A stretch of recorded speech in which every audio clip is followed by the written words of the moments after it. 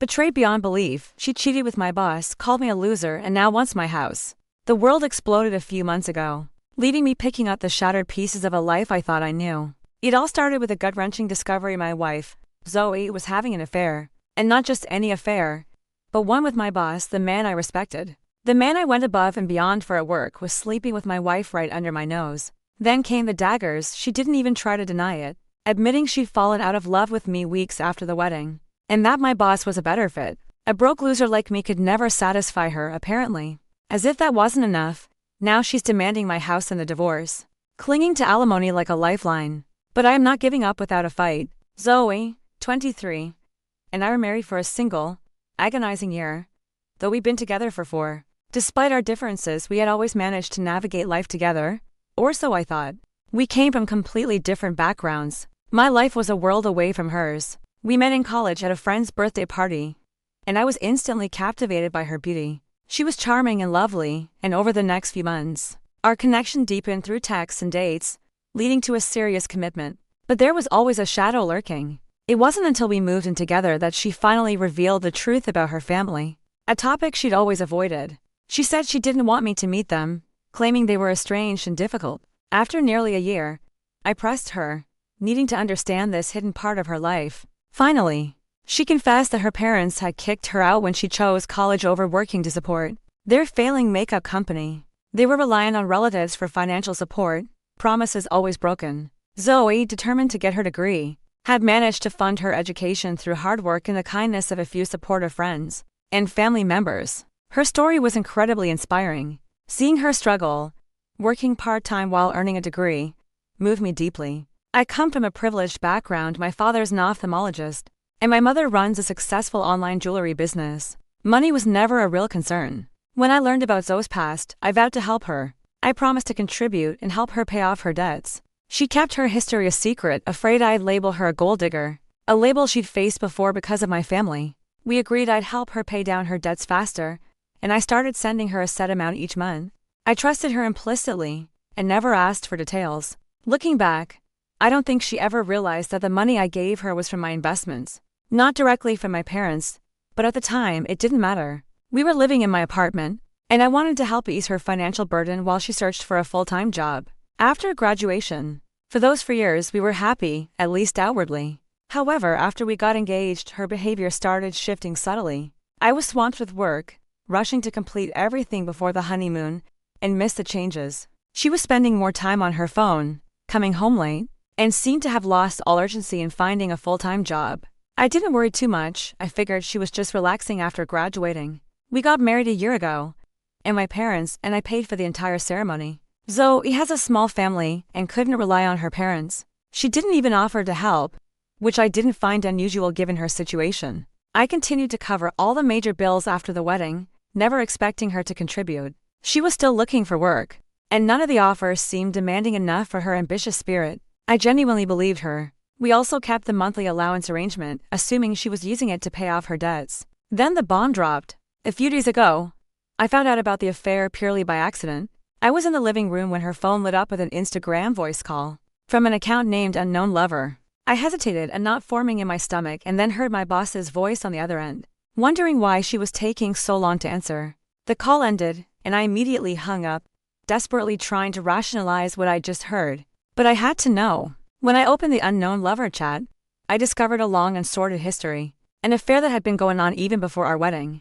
I scrolled back, the pit in my stomach growing colder with each message. They had started flirting around the time we got engaged. Apparently, my 32-year-old boss had made a move on her during our engagement party, and she had reciprocated. He created a burner account to continue the flirtation, and that was how their relationship began. They had been sleeping together for a long time, and she was more verbally affectionate with him than she had ever been with me. She repeatedly declared her love for him and her willingness to give up everything, even me, for him. My boss, hesitant because of his own marriage and child, had told her to wait, promising they would be together soon.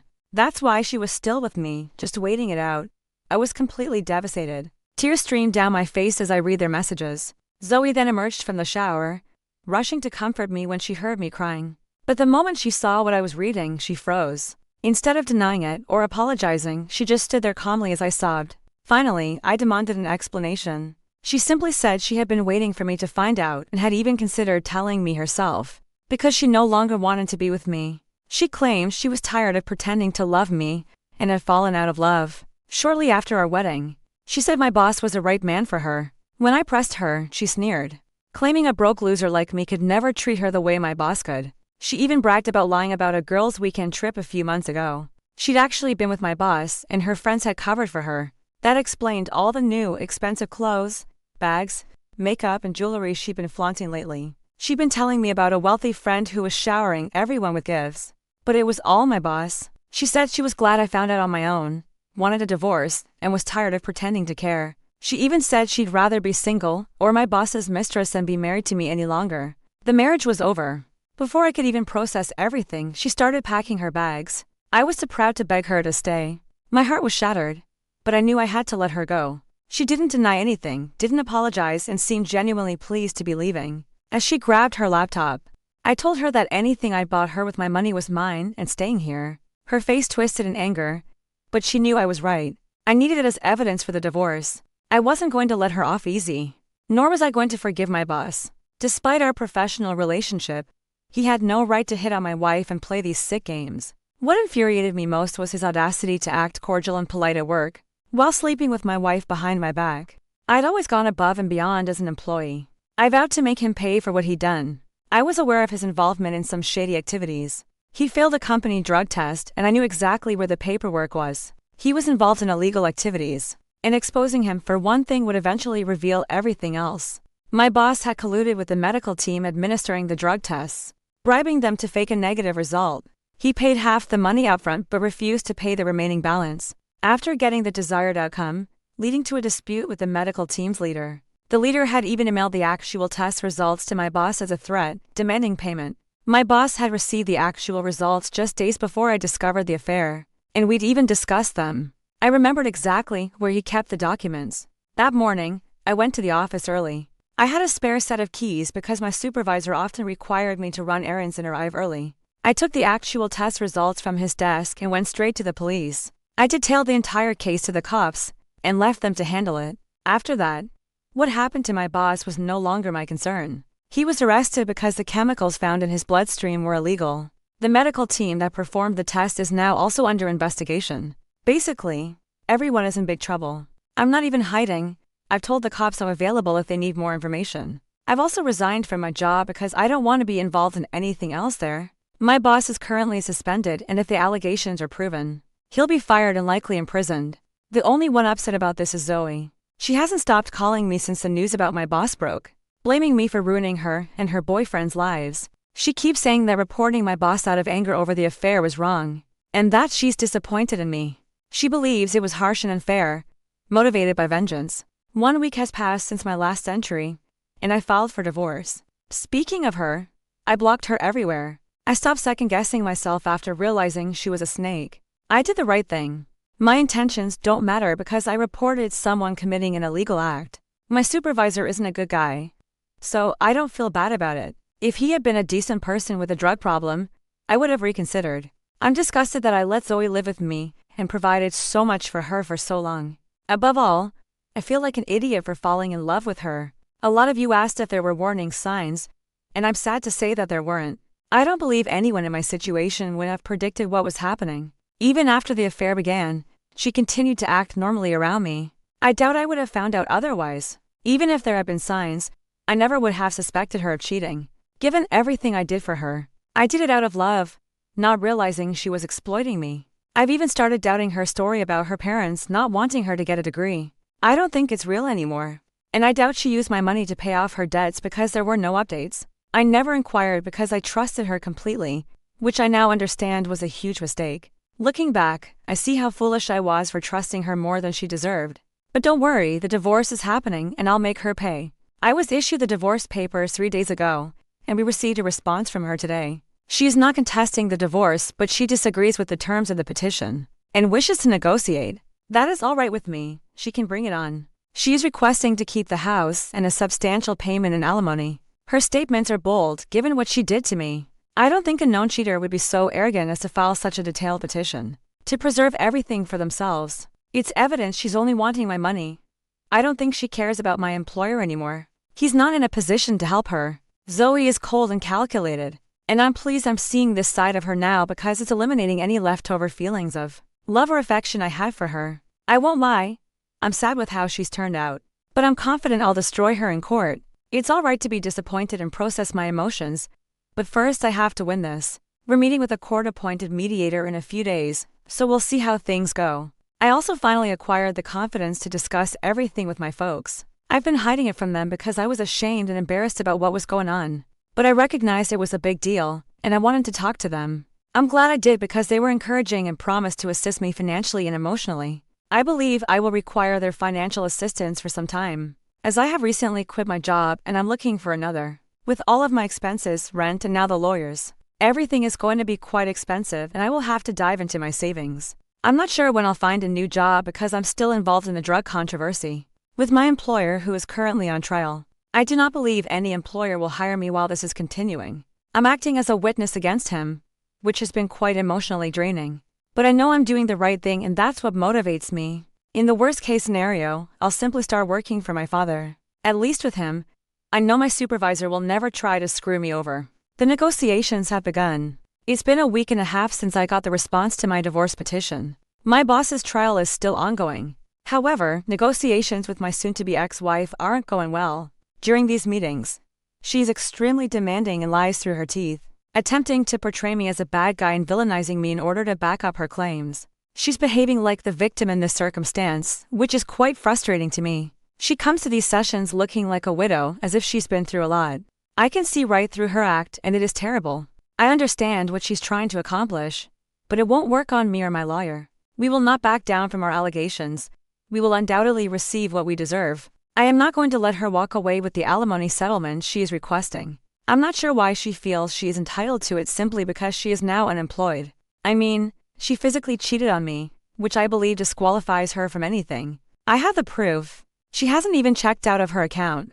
But that doesn't matter because I've already captured screenshots. I've shown them during these meetings. But she claims she was forced to hunt for love outside of our marriage because I mistreated her so poorly. She claims I made her do all of the housework and forced her to quit her job.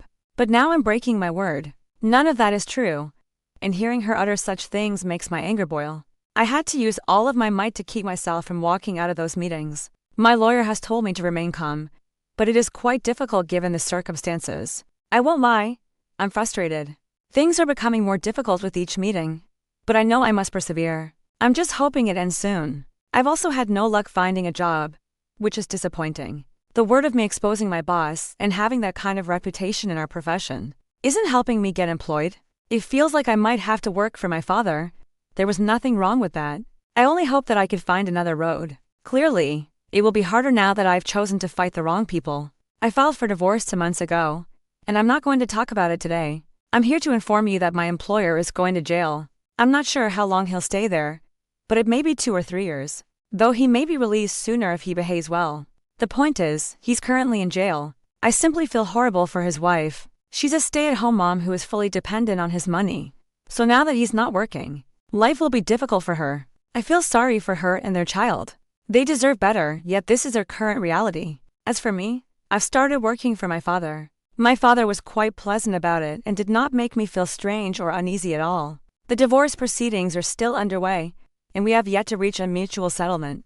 So negotiations will continue. I'm trying not to let Zoe get under my skin anymore. And it's a lot easier now that I don't have any strong feelings for her. Hello, it's been nearly 6 months since my previous update. I got so busy working for my father that I forgot to update you. Anyway, a few months ago, my divorce was finalized.